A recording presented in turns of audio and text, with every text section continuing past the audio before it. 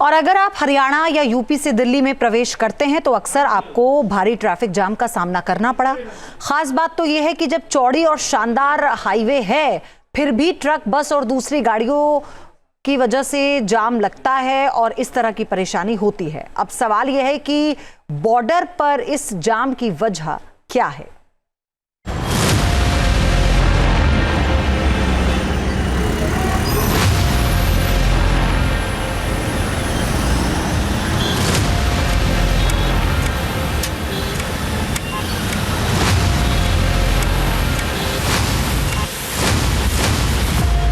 यह है दिल्ली मेरठ एक्सप्रेसवे, जिसमें फर्राटा भरती गाड़ियां जैसे ही गाजीपुर बॉर्डर की तरफ पहुंचती जाम से सामना होता है, क्योंकि यहां दिल्ली में एंट्री के लिए कॉमर्शियल गाड़ियों को पर्ची कटवानी पड़ती है। एमसीडी को पॉल्यूशन टैक्स देना पड़ता है। इसी के चलते रोजाना ही यहां दिल्ली की सीमाओं पर जाम की स्थिति बन जाती है, जिसकी वजह से लोकल हो या फिर दूसरी प्राइवेट गाड़ियां, हर कोई यहां फंस जाता है। हाईवे पर सरपट दौड़ती गाड़ी जब दिल्ली में एंटर करती है तो फिर उसको रुकावट का सामना करना पड़ता है। उसकी रफ्तार धीमी हो जाती है, उस पर ब्रेक लग जाती है और वजह है एमसीडी के ये टोल्स जो आप देख रहे हैं। देखिए ये एक्सप्रेसवे है जो कि मेरठ से आ रहा है, मेरठ एक्सप्रेसवे है, लेकिन जब दिल्ली आते हैं तो फिर स्थिति ऐसी होती है कि अगर आपकी कमर्शियल गाड़ी है तो फिर उस पर ब्रेक लगेगी, क्योंकि दिल्ली में आपको ग्रीन टैक्स देना होता है जो 100 रुपये पर एंट्री होता है। और उसी को देखते हुए अब उनको हटाने पर NHAI विचार कर रही है कि उन्हें कुछ दूरी पर लेके जाया जाए। तो क्या दिल्ली के एंट्री गेट से एमसीडी के टोल हटेंगे या फिर NHAI की तरफ फास्ट टैग वाली व्यवस्था लागू होगी? इसको लेकर अब मोदी सरकार मंथन कर रही है कि मैनुअल पर्ची वाले सिस्टम को कैसे अपग्रेड किया जाए, क्योंकि भले ही 16-16 लेन के एक्सप्रेसवे बन गए हों, मगर मैनुअली काम से जाम लग जाता है। क्या घंटे तक हमें जाम में लगना पड़ता है यहाँ पर भैया जी। कभी कभी तो जी 15 मिनट भी फंसते हैं, 20 मिनट 15-20 मिनट फंस जाते हैं। कभी कभार तो आधा घंटा भी लग जाता है, 15-20 मिनट भी लग जाता है। बड़ी गाड़ी है तो छोटी गाड़ी वाले दबाते रहते हैं।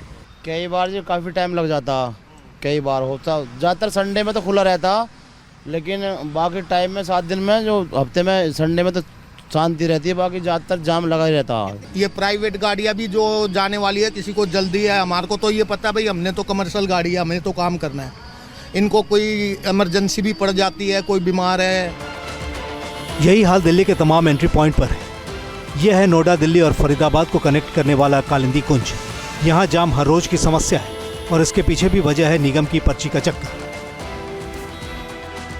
दिल्ली में एंटर करने के लिए एक और बॉर्डर है कालिंदी कुंज की तरफ से। ये पीछे आप अगर देखें तो नोएडा की तरफ से कालिंदी कुंज की तरफ आते हैं लोग और यहाँ से एंटर करने की कोशिश करते हैं, पर यहाँ पर भी जो स्थिति आप देख रहे हैं वो स्थिति वही है। ये टोल यहाँ पर लगाया गया है, एमसीडी का टोल है, टोल वसूलना है। तो फिर जब इस तरीके की स्थिति होगी तो फिर जाम लगना तो लाजमी ही है। लोगों से जान लेते हैं कितनी देर का जाम लगता है और कितनी परेशानी होती है। भैया क्या नाम है आपका? रुचिर शर्मा। रुचिर, रोजाना इस रास्ते से आते हैं? हाँ, रोज जाता हूँ। कितनी परेशानी होती है टोल की वजह से? भाई रोज कम से कम 40 मिनट 1 घंटा इसमें जाम में जाता है और जाते हुए अलग और आते हुए अलग जाम। अच्छा। रोज का है। और लोगों से भी बात करते हैं।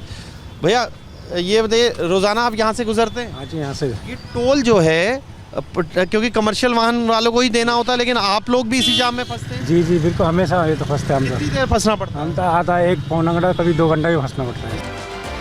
एक्सपर्ट्स की माने तो दिल्ली की 5वें वित्त कमीशन की रिपोर्ट के मुताबिक निगम की ये टोल व्यवस्था खत्म होनी चाहिए। हालांकि ये रिपोर्ट अभी विधानसभा में पेश नहीं हुई है। ऐसे में गेंट्री बेस्ड सिस्टम लागू करके ही इस जाम से निजात दिलाई जा सकती है, वरना टोल बूथ को पीछे ले जाने से समस्या हल नहीं होगी। आपने देखा होगा कि दिल्ली में ट्रैफिक पुलिस ने भी चौराहों पे कैमरास लगाए हैं और उसके आधार पर वो चालान उनको भेज देते हैं और चालान डिलीवर करता है। हालांकि उसमें थोड़ी त्रुटियाँ भी हो जाती हैं कभी कभी, लेकिन ओवरऑल मैं समझता हूँ कि 90% वो सिस्टम जो है ठीक है।